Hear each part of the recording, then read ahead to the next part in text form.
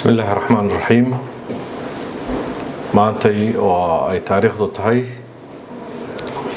21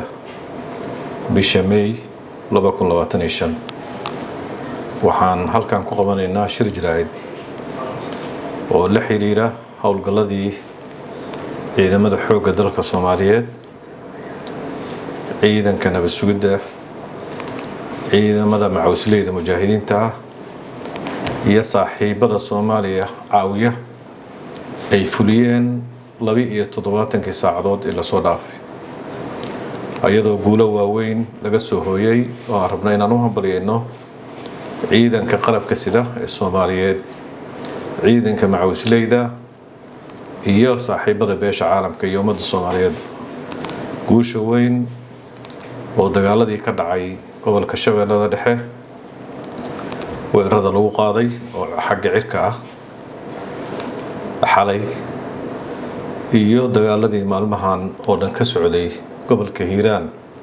iyo Shabeellada Dhexe xadkooda agaarka Aadan Yabaal oo saacada hadda aan idin la hadlayno dagaal xoogan oo ka socda halkaas magaalada Aadan Yabaalna ciidanka macawisleyda iyo xoogga dalka wada socda ay u jiraan wax ka yar 2 kiiloomitir iyo dagaalo iyo duqeymo iyo weerar qorsheysan oo ciidanka danab iyo saaxiibada Soomaaliya ee Mareykanku ay ka fuliyeen gobolka Jubbada Hoose halkaasoo xalay lagu dilay maleeshiyaad gaaraya 30 laguna soo qabtay qaar nool oo gacanta lagu soo dhigay lana hubinaya hadeertaan in maleeshiyaad ay ku jireen dad waaweyn oo madax waxaan runtii kale oo bogaadin mudan in ciidamada nabad sugidda ee gaarka u tababaran ayaguna xalay gobolka Shabeellada Hoose Zabiid iyo Caanoole ay ka fuliyeen weerar qorsheysan oo maleeshiyaad halkaas ku soo abaabulayay nin weyn oo kamid ah sida nabad sugiddu ay sheegtay dadkii madaxdii soo abaabuli jirtay foobiyaasha magaalada Muqdisho lagu barmarka qaarkood lagu soo tuuri jiray tan iyo 2023 in halkaas lagu dilay lagu khaarijay asaga ilaaladiisii iyo kooxo kale halkaasna hub looga soo qabtay guud ahaan 72 saacadood la soo dhaafay kooxaha khawaarijta dib weyn ayaa la gaarsiiyay wax ka badan 120 canaasirtooda kamid ah ayaa halkaas ku nafwaayay inta ay ka badan dhaawacyo ay kala gudoomeen waxa xusid mudan saacada hadda aan joogno in ciidamada macawisleyda iyo ciidanka xoogga dalka ay gobolka Hiiraan iyo Shabeellada Dhexe xadka meesha ka leeyihiin jidka la yiraahdo gorofka iskoyska Aadan Yabaal ama jidka gorofka oo iskoyska Aadan Yabaal meel la yiraahdo oo u dhow Aadan Yabaal in ay hadda dagaal xoogan kula wareegeen ciidanka macawisleyda iyo xoogga dalka wada socda waxaan rabaa shirkan jiraa'id la xiriira inaan u hambalyeeyo ciidamadeena sharafta leh inaan u hambalyeeyo bulshada Soomaaliyeed ee dagaalka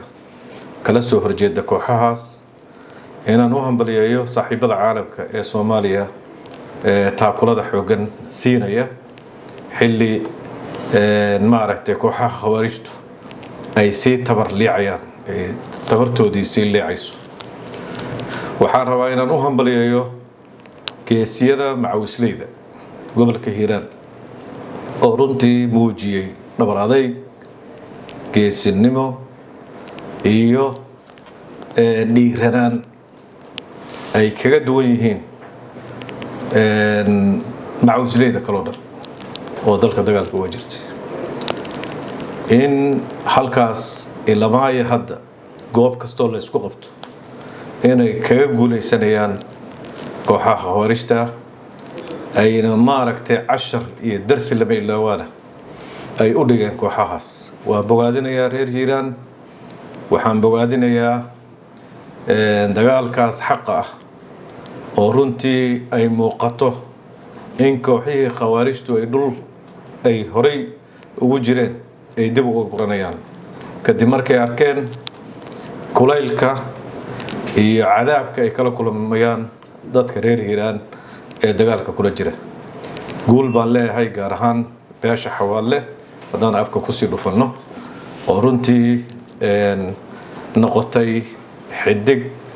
banaanka taagan oo dagaalkaasi u ah bogaadin xoogan baan u soo jeedinaynaa waxaan jeegaynaa wasaaradda gaashaandhigga iyo taliska xoogga dalku inay qorshayaashoodii gabagaba u marayaan lagu rogaal celin lahaa deegaamo badan laguna qabsan lahaa dhulka khawaarijtu ay haysato dhan dalka Soomaaliya qorshayaashaasi beel gabagaba ay marayaan insha Allah taala waqti kol dhow dadka Soomaaliyeed waan u bishaaraynaynaa bishaaro weyn ayay maqli doonaan waxaan rabaa inaan halkaan fariin uga diro nimanka isku sheega mucaaradka qaarkood shaqo ka dhigtay in ay garab siiyaan oo afkooda ku garab siiyaan kooxaha khawaarijta ayagoo mar walbaba muujiya in ciidanka xoogga dalka uu burburay ayagoo afkooda mar walbaba arrintaasi aan kala xishoonayn oo mar aysan hayn oo laba aysan hayn dadkaas qaarkood waa xildhibaanadaas qaarkood deegaamadoodii al-shabaab ayaa haysata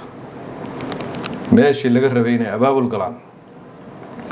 oo ay ku galaan sidii deegaamadooda sida xildhibaanada kale oo qaranka oo dhufaysyada hore jooga meeshii waajibaadkooda dad deegaankii ay matalayeen ay horay u soo istaagi lahaayeen sidii loogu xoreyn lahaayeen dadka ay u garabsiin lahaayeen inay maalin walba meediyaha la soo taagan yihiin ciidankii baa burburay hal guuto saas yeelaysaa ma jirto yaa hortaag waxa su'aal isweydiis mudan kelimadaas marka uu leeyahay ma dawlad buu dhaleecaynaya ma al-shabaab buu hiilinaya ma asaga maaragtay faa'iidada uu ka helayo cid sheegi kartaa ma jirto marka waxaan leenahay nimankaas odayaasha ah way siqaanaan maalin kasta dadka Soomaaliyeed hortooda ku ceeboobaan bilcagsi meesha ay leeyihiin ciidankii waa burburay siyaasadii qofkaas burburtay siyaasadii siyaasigaas ayaa burburtay bankruptcy baa ku dhacay wax uu ka hadlo waayay wax ummadda Soomaaliyeed la hor yimaado waayay waxaynan sababtay in uu ay noqoto inuu maalin kasta la soo hor istaago ciidankii waa burburay yaa hortaagan shabaab yaa maalin kasta dhimanaya korneelada hadeertaan aan maantay maaragtay aasini ma waxay ku soo dhinteen ayagoo deeq qaybinaya miyay ku soo dhinteen furinta hore dagaalka ku soo dhinteen ciidanka xoogga dalku ammaan buu mudan yahay runtii waxaan leenahay mar kale uga digaynaa una sheegaynaa nimanka odayaasha siyaasaddu ka gashay inay maalin walbaaba hadalla afhayeenadii al-shabaab ay noqdaan waxaan leenahay karsoo laabta fursad ayaa fiican baad haysatiin siyaasaddiinaad ku roontihiin ku mashquula waajibkii deegaamadiina idinka saarnaa baad gabteen waxaad gabteen inaad garab istaagtaan mujaahidiinta ciidanka xoogga dalka iyo ciidamada macuusleyda ee dhufaysyada hore ku jira waxaad gabteen inaad idinku inta soo istaagtaan kaalintiinii aad ciyaartaan waxaad gabteen inaad shucuurka dadka Soomaaliyeed ilaali weydeen siyaasad idinba noqonayso maalin kasta in halkaan la soo istaagtaan marka dadkaas odayaasha waxaan leenahay maalin walbaaba tuulooyinkoodii kooxaha khawaarija odayaashii kula shirsan miyaad aragteen ayagoo ka hadlaya miyaad aragteen ayagoo odayaashii shirinaya oo dhahaya khawaarijtan waa cadow Soomaaliyeed yaan la raacin yaan wiilal loo dirsan yaan waxba lagu darsan arkimaysid runtii waxa amaanan siyaasiyiinta kale ee ayaguna ciidanka garab taagan ee ayagoo mucaarada garawsaday inay ciidanka garab istaagaan inay bulshada Soomaaliyeed ay dhiirigeliyaan kuwaas ammaan baan u soo jeedinaynaa dadku isku wada mid maahan dad baa siyaasadii bankruptcy uga dhacday iflaas siyaasi ah ayaa ku dhacay يعني waxay